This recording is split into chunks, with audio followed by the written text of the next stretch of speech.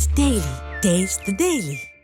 இந்தியை திணிக்க முயல்வதாக மத்திய அரசை கண்டித்து ராணிப்பேட்டையில் உள்ள தலைமை தபால் நிலையம் முன்பாக தமிழ்நாடு மாணவர் இயக்கங்களின் கூட்டமைப்பு மற்றும் திமுக மாவட்ட மாணவர் அணி சார்பில் கண்டன ஆர்ப்பாட்டம் நடைபெற்று வருகிறது. இதுகுறித்து கூடுதல் விவரங்களோடு இணைகிறார் எமது செய்தியாளர் அருளரசன். அருளரசன், வணக்கம். விவரங்களை வழங்கலாம். வணக்கம் அஸ்வினி. மும்மொழி கொள்கையை ஏற்றுக்கொண்டால்தான் பள்ளி கல்வி திட்டங்களுக்கு நிதி செய்யப்படும் என இந்தியாவின் மத்திய கல்வித்துறை அமைச்சர் தர்மேந்திர பிரதான் தெரிவித்த கருத்துக்கு தமிழ்நாட்டில் பெரும் சலசலப்பை ஏற்படுத்தி வருகிறது. அது மட்டும் இல்லாமல் திமுக சார்பாக பல்வேறு கட்சியினர் போராட்டம் நடத்தி வருகின்றனர்.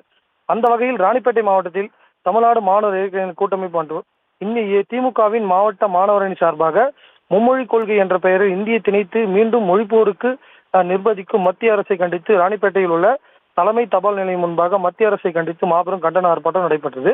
இந்த கண்டன ஆர்ப்பாட்டத்திற்கு திமுகவின் மாணவர் அணி அமைப்பாளர் வினோத் தலைமை தாங்கினார். இதில் திமுக மற்றும் கூட்டணி கட்சிகளின் சேர்ந்த நிர்வாகிகள் ஏராளமானோர் முன்னிலை வகித்து ஆர்ப்பாட்டத்தில் பல்வேறு மாவட்டத்தில் உள்ள பல்வேறு இடங்களிலிருந்து திரளான கட்சி நிர்வாகிகள் மற்றும் மாணவர்களின் கூட்டமைப்பு சேர்ந்த நிர்வாகிகள் கலந்து கொண்டு இந்தியை திணிக்க முயல்வதாக கூறி மத்திய அரசை கண்டித்து பல்வேறு கண்டன கோஷங்களை வெளிப்படுத்தியதோடு கைகளில் பதாகைகள் ஏந்தியவரை மத்திய அரசை கண்டித்து கோஷங்கள் எழுப்பி ஆர்ப்பாட்டத்தில் ஈடுபட்டனர். அர்ஷினி, விவரங்களுக்கு நன்றி அருளரசன்.